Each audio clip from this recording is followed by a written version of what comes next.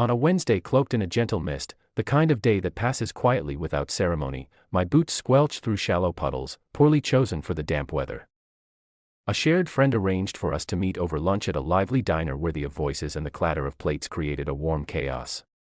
He wasn't the one dominating the discussion, but his laughter, raw and unpolished, pulled my focus. His name was Liam. He didn't rely on polished lines or deliberate charm to win me over.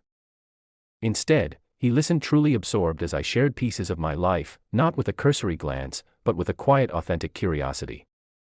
He even remembered my dog's name, and a few days later, he sent me a snapshot of a beagle-shaped keychain paired with a brief message. "This made me think of you." It was a small, heartfelt gesture that brought a smile to my face, yet I dismissed it. Not because I wasn't drawn to him. I was undeniably, but because I felt unmoored by the feeling.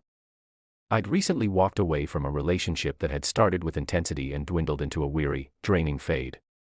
Not dramatic, but depleting, leaving me cautious and guarded. So when Liam entered my life, consistent and sincere, with no trace of pretense, I faltered.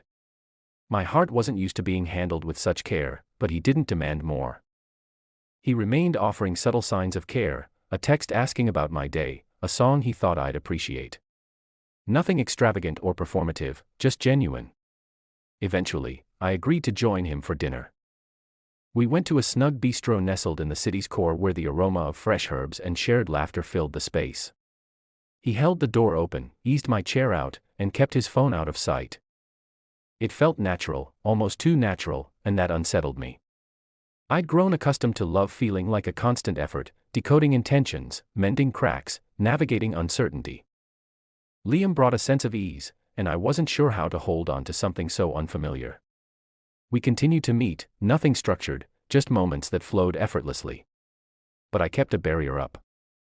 Whenever he edged closer, I'd pull away, deflect with a joke, change the topic, tuck parts of myself out of reach.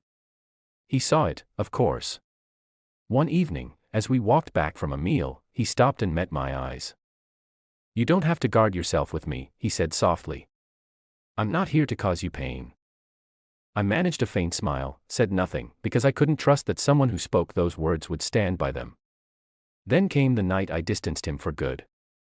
We were at a charming rooftop spot he'd selected, draped in twinkling lights, with gentle music weaving through the air and a soft breeze drifting past. He asked about my week, and as I spoke about work, he listened as though my words were the most compelling story he'd encountered. Then came a quiet moment, ripe for truth. He leaned closer, his eyes unwavering, and said, "I really care about you, you know." A wave of panic surged through me. I looked away, forced a quick laugh, took a sip of wine I didn't want. Then I spoke. "You're incredible, Liam, but I'm just not ready." I tried to say it gently with a smile to soften the impact, but I saw the words land. His gaze dulled.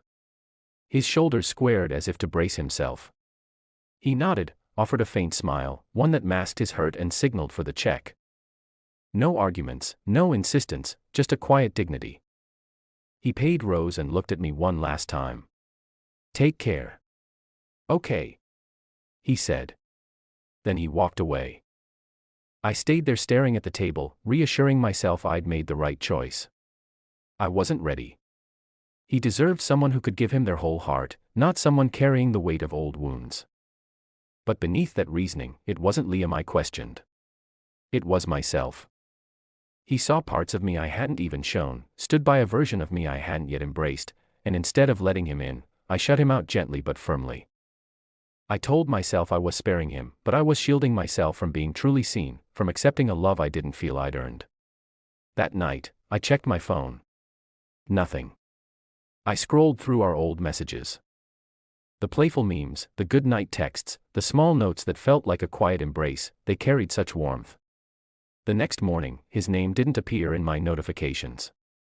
Not blocked, just absent. I wanted to reach out to say something, anything, but what could I offer? That I didn't mean it. But I had in that moment. I genuinely thought I wasn't prepared. Maybe I still wasn't. But readiness isn't something you stumble upon. It's a decision you make. And I didn't decide on him. Days stretched into weeks, then months. I went out with others. Some sparked laughter, Some left me chasing fleeting thrills, but no one offered the safety Liam did. And safety I came to see isn't ordinary. It's a gift. One afternoon, while picking up groceries at a familiar market, I caught sight of him across the street, hand in hand with someone new. She looked at him with a warmth I'd never fully shown, claiming him in a way I hadn't. He looked content, lighter than I'd ever known him to be. The truth hit me. He wasn't wait for me. He'd found someone who didn't shy away from love when it arrived. I never reached out. Not because I didn't want to, but because I knew he'd found someone who saw his worth without needing time to weigh it. Sometimes, we don't lose people because they stop caring. We lose them because they realize we'll never choose them the way they choose us. And maybe that's the deepest wound. Not that he walked away, but that I gave him every reason to keep going. So if you find yourself across from someone who sees you, really sees you, and your instinct is to pull back because it feels too gentle, too constant, too right, stay. Don't let fear steer your heart, because saying I'm not ready is often just saying I'm scared. And saying you're incredible can be the note of a farewell. I told Liam he was incredible. I told him I wasn't ready.